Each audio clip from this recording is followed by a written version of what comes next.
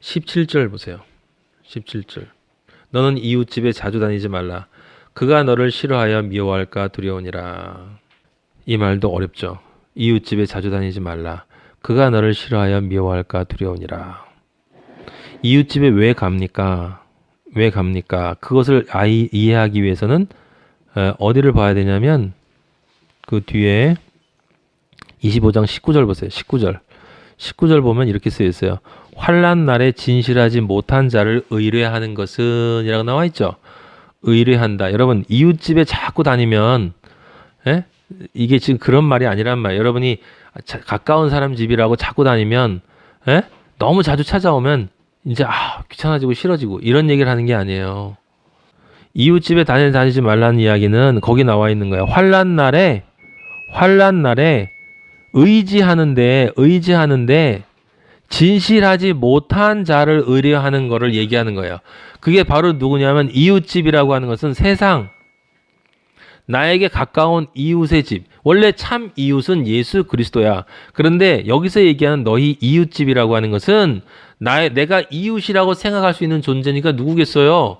같은 종교인을 뜻하는 거야. 종교인. 그냥 세상 사람이 아니에요.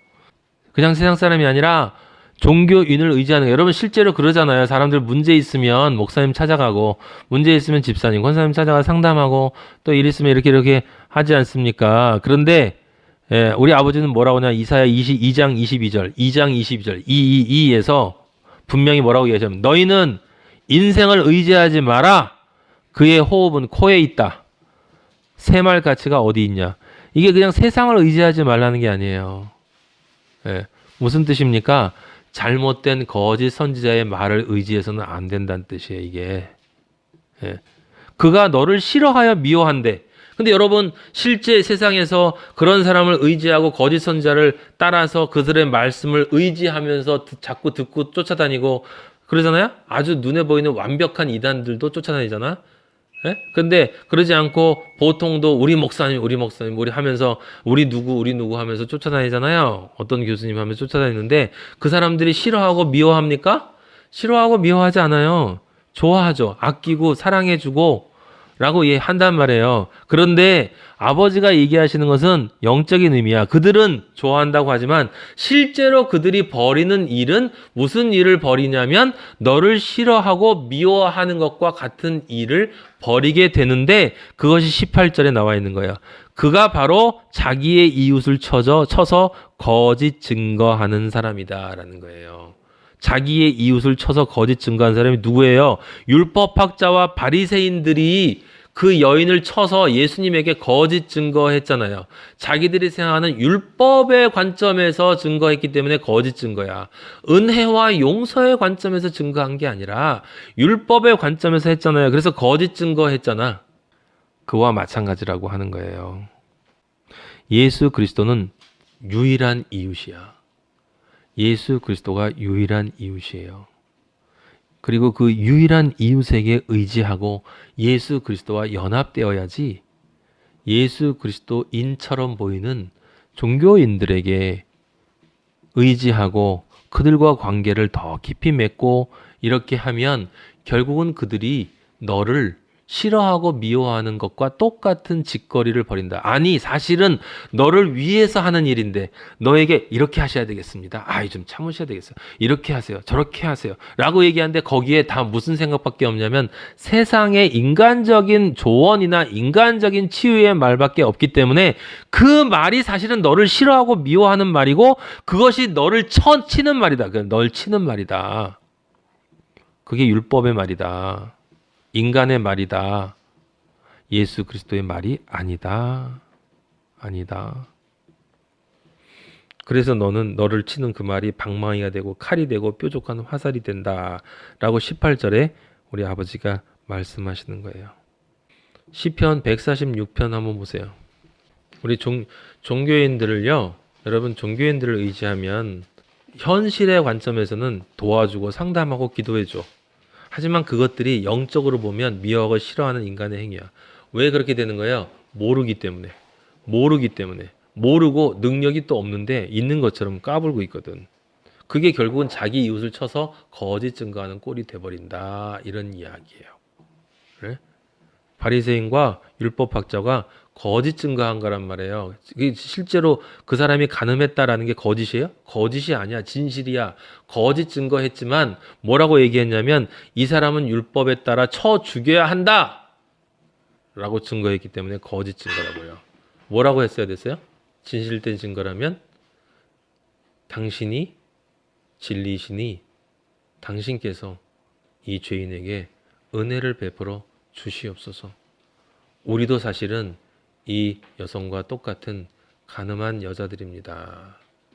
이사야 14절, 이 시편 136편 3절 귀인들을 의지하지 말며 이 귀인들이 바로 그런 사람들이에요. 귀한 사람들, 세상에서 귀하게 보이는 사람들을 이제 도림이 없는 인생 의지하지 말라. 호흡이 끊어지면 흙으로 돌아가서 그의 생각이 소멸한다. 뭐라고 쓰였어요? 야곱의 하나님을 자기의 도움으로 삼으며 하나님에게 자기의 소망을 두는 자는 복이 있도다. 아까 영화로운 왕의 영화, 예? 그리고 소망을 바로 여기다 둬야 된다 이 말이에요. 그래서 여호와가 어떤 존재인가 6절에서 쫙 나와 있죠. 천지와 바다와 만물을 지으시며 영원히 진실함을 지키시며 7절 억눌린 사람들을 위해 진정한 의미에서 정의로 심판하시고 정말 줄인 자들을 위해서 정말 먹을 것을 유일하게 주실 수 있는 사람, 정말 갇힌 자들을 위해서 진짜 자유를 유일하게 주는 자, 정말 맹인들을 위해서 진짜 눈을 열어주시는 유일한 존재, 진짜 비굴한 자들을 진짜 일으키시는 유일한 존재. 뒤에도 마찬가지 얘기예요. 그렇죠? 네. 그래서 그런 사람을 의지하지 말라는 거지. 누구를 의지하라는 거야? 성령 아버지만을 의지하라는 거지. 베드로전서 5장 7절에 너희 염려를 다 주께 맡기라. 너희 염려를 다 주께 맡기라. 이는 그가 너희를 돌보심이라. 그래놓고 그 바로 뒤에 뭐라 그랬냐면 근신하라 깨어라 너희 대적마귀가 우는 사자같이 두루다니며 삼킬 자를 찾는다. 그러니까 너희 믿음을 굳건하게 해야 돼. 굳건하게 해야 돼. 그래서 그를 대적해. 세상에 있는 너희 형제들도 똑같은 고난을 당하는 줄을 알아라. 공격을 당하는 게 정상이라는 거예요. 공격을 당하는 게. 그런데 너희 염려를 다 주께 맡기래. 왜? 내가 할 게 없으니까. 염려해봤자 우리는 머리카락 하나도 희귀할 수 없는 존재다라고 아버지께서 말씀하셨어요. 그래서 19절에 환난 날에, 지금 우리가 환난 날이야. 진실하지 못한 자를 의뢰하는 것은 부러진 이와 위골된 발 같으니라.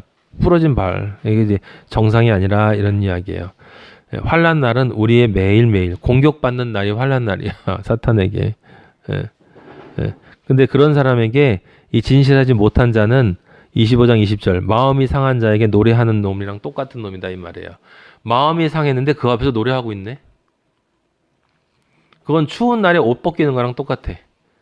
상처가 난 데다가 식초를 부어가지고 더 따갑게. 그게 웃기는 놈들이죠. 근데 그들이 실제 노래하는 게 노래를 하는 것입니까? 놀리면서? 아니에요. 마음이 상한 자를 위로한다고 치유 집회 한다니까. 치유 집회. 25장 21절 너는 그렇게 하지 말고 너는 그렇게 하지 말아라. 진짜 도움이 되는 것을 해라. 네 원수가 배고프거든 음식을 먹이고 목말라 하거든 물을 마시게 하라. 목말라 하거든 물을 마시게 하라. 음식을 먹여라. 이거 누가 했어요? 예수님이 하셨어요. 예수님이 하셨는데 그걸 또 우리가 잘 아는 사람이 누구냐면 대표적인 사람이 바로 스데반이에요. 스데반. 여러분 이게 우리 원수가 믿지 않는 사람들이 배고파할 때 음식 주라는 거 그럼 그건 말이 아니에요. 그건 이제 인지상정에 대한 이야기고 원수가 배고파한다는 얘기는 우리의 원수를 우리가 보면 우리를 공격하고 우리가 진리를 너무 극단적으로 믿는다고 예수님을 너무 이렇게 튀게 믿는다고 우리를 비난하는 그 사람들을 보면 그 사람들에게 우리가 느끼는 게 뭐냐면 저 사람들 배고프구나. 진짜 양식을 못 먹어서 배가 고프구나. 그 사람들에게 음식을 먹이고 물을 마시게 하라는 거예요.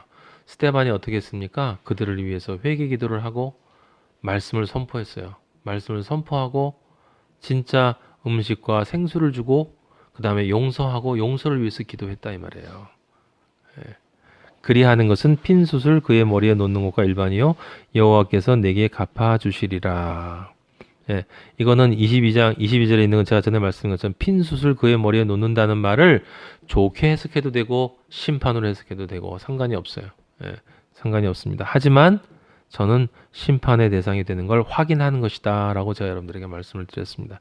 그리하는 것은 핀 숯을 그의 머리에 놓는 것과 일반이요 라는 말은 그에게 진짜 사랑을 줄 때 여러분 스데반이 그렇게 순교하는 그 순간에 그 다음에 그들이 그것을 받고 스데반의 순교를 보면서 회개했습니까? 아니에요.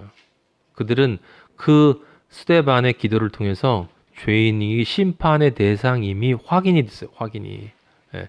그래서 그렇게 하면 그들이 회개하고 나중에 돌아설 수 있어서 하나님 아버지께서 너에게 갚아주신다라고 하는 것은 아주 인간적으로 좋게 해석하려는 해석이고 그렇지 않다.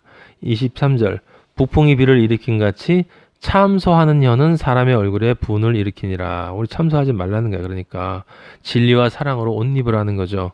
24절 다투는 여인과 함께 큰 집에 사는 것보다 온막에서 혼자 사는 것이 나으니라. 다투는 여인 누구였어요? 앞에 그 바리새인들, 율법학자들, 아론과 미리암, 고라와 다단, 이 세상에는 그런 사람들이 많다 이런 말이에요. 큰 집에 산다라고 하는 얘기는 뭐겠습니까? 그런 사람들과 살면서 이렇게 세상의 것들을 때문에 할 수 없이 그들과 사는 것보다 그들과 분리되어 세상에 살지만 세상에 속하지 말라.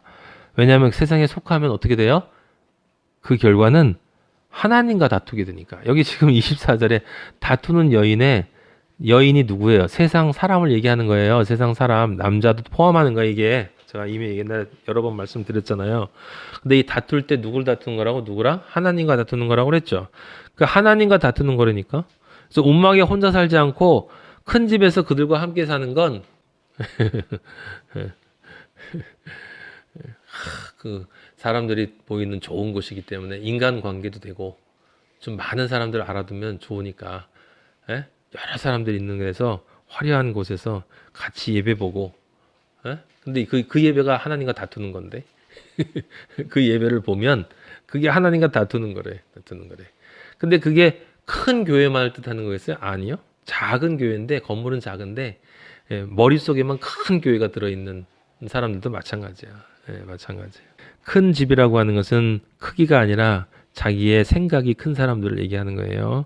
25절 먼 땅에서 오는 좋은 기별은 목마른 사람에게 냉수와 같으니라. 이렇게 아버지의 말씀에 따라 살아야 사는 사람은 무엇이 있어요? 먼 땅에서 오는 좋은 기별이 있어요. 아직 멀리 있지만 하늘나라로부터 아버지의 위로가 온단 말이에요. 위로가. 소망을 가져라 아들아. 소망을 가져라 아들아. 내가 너와 함께한다. 너는 나의 아들이다. 내가 널 안다. 반드시 그날이 온다. 아들아 기운을 내라. 얼마 안 남았다. 승리해라. 먼 땅에서 늘 저에게는 좋은 기별이 와요. 아버지가 얼마나 좋은 기별을 늘 주시는지 너무 행복합니다. 너무 행복해요. 그래서 그런 사람은 26절에 나와 있는 것처럼 의인이기 때문에 악인 앞에 굴복하지 않아요. 섞이지 않아요. 라오디게아 교회 되지 않아요. 그러면 우물이 더 흐려지거든. 내 생수의 우물이, 내 영혼의 생수의 우물이 흐려져.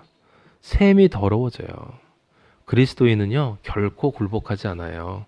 내 의지로 굴복하지 않는 게 아니라 내 안에 성령이 있기 때문에 너무 좋은 게 있기 때문에 나는 굴복할 수가 없어. 굴복할 뻔하다가 흔들리지만 쓰러지지 않아. 절대로 섞이지 않아요. 7절 꿀을 많이 먹는 것이 좋지 못하고 잘 알죠. 세상 좋은 거 따라가지 않으니까 자기의 영예를 구하는 것이 헛된 줄 잘 알아요. 그런 사람은 아버지의 영예를 구합니다. 아버지의 일을 하는 것이 힘들어도 아버지의 일을 한다라는 자부심이 있어요. 내가 하나님 아버지의 진짜 자존심이라는 자부심이 있다고. 그 자가 바로 자기의 마음을 제어하는 자예요. 그 자가 바로 자기의 마음을 제어하는 자고 그 자에는 성읍이 절대 무너지지 않고 성벽이 튼튼하게 서 있다. 왜? 그 성읍과 성벽이 바로 예수 그리스도 나의 주 예수 그리스도의 그 십자가 사랑이기 때문에 내 영혼 육이 무너질 수가 없다는 걸 너무 잘 알기 때문에 반드시 승리하는 그리스도인이 된다. 참 잠언이 멋있어요. 아버지의 말씀이 참 너무 멋있어. 아버지 감사합니다. 참 아버지 묘하게도 숨겨 놓으시고 묘하게도 감추어 놓으시고 마치 카드를 하는 사람이 카드패를 이렇게 섞듯이 아버지여 당신을 진정 사랑하지 않는 존재들이 당신을 진정 바라보지 못하도록 아버지 참 잘 숨겨 놓으셨습니다. 아버지를 사랑하는 사람들에게 아버지의 말씀이 오직 십자가로만 보일 수 있게 만들어 놓으셨으니 아버지의 사랑으로만 보일 수 있도록 만들어 놓으셨으니 참 아버지 정말 대단하십니다. 어떻게 그렇게 같은 게 이 사람에겐 이렇게 보이고 저 사람에겐 저렇게 보일 수 있는지. 진짜 다행인 것은 저희들이 아버지가 원하시는 방식대로 말씀을 볼 수 있도록 저에게 눈을 허락하여 주시니 은혜를 허락하여 주시니 정말 감사합니다. 아버지여 그러나 이렇게 아버지께서 많은 은혜를 주셨는데 우리의 삶이 변하지 않고 있으니 아버지 어떻게 하면 좋습니까? 어떻게 하면 좋습니까? 아버지여 어떻게 하면 좋습니까? 어찌하여 진리를 받고 진리가 되지 못하고 있는 것인지. 아버지여 지금 이 순간 저희의 모든 것을 십자가에 내려놓습니다. 아버지 다시 한번 기회를 주시옵소서. 아버지 우리의 영과 혼과 육의 모든 죄를 아버지여 골고다 십자가 밑에 지금 이 순간 다시 내려놓습니다. 아버지 당신의 보혈로 씻어 주시옵소서. 거룩한 존재를 만들어 주시고 정결하고 순결하고 아버지여 아버지의 성령을 받을 수 있는 존귀한 존재로 아버지 만들어 주시고 아버지여 흐려져 있는 샘 아버지 지저분해져 있는 우물을 아버지 깨끗이 정화하고 보혈의 말씀으로 아버지여 새롭게 되어져서 우리 안에 성령 아버지 들어오시고 너의 안이 참 깨끗하고 내가 참 곱구나. 나의 사랑, 나의 누이, 나의 신부야. 네가 너무나 아름답구나. 라고 아버지가 칭찬해 주시는 아버지 우리의 영혼 육을 가질 수 있도록 아버지 은혜 내려 주시옵소서. 아버지가 사랑하셔서 여기 한 사람 한 사람 그래도 이 자리에 보내주신 것 아닙니까? 아버지여 이왕 보내주셨사오니 아버지 변화도 시켜주시옵고 아버지 만들어 주시고 아버지 한 사람도 낙오되지 않을 수 있도록 아버지 은혜 내려 주시옵소서. 그 외에도 아버지 남은 자들 세상에 많이 있습니다. 힘을 주시고 진리의 말씀을 깨달아 알을 수 있는 영안을 허락하여 주시고 그래서 성경 말씀을 보며 우리가 받은 그 은혜와 동일한 은혜, 더 넘치는 은혜를 허락하여 주셔서 아버지를 믿는 그 믿음의 기쁨의 그 높이와 깊이와 넓이와 길이를 아버지여 알 수 있도록 축복하여 주시옵소서. 이 모든 것을 통해서 영광 받으실 나의 아버지, 마하나임의 아버지, 우리 교회의 아버지, 남은 자들의 아버지, 그리스도인들의 아버지, 아버지를 영원토록 찬양합니다. 감사드립니다. 예수님의 이름으로 기도하였습니다. 아멘. 하늘에 계신 우리 아버지, 이름이 거룩히 여김을 받으시오며 나라의 마옵시며 뜻이 하늘에서 이루어진 것 같이 땅에서도 이루어지이다. 오늘날 우리에게 일용할 양식을 주옵시고 우리가 우리에게 죄 지은 자를 사하여 준 것 같이 우리 죄를 사하여 주옵시고 우리를 시험에 들지 말게 하옵시며 다만 악에서 구하옵소서. 나라와 권세와 영광이 아버지께 영원히 있사옵나이다. 아멘.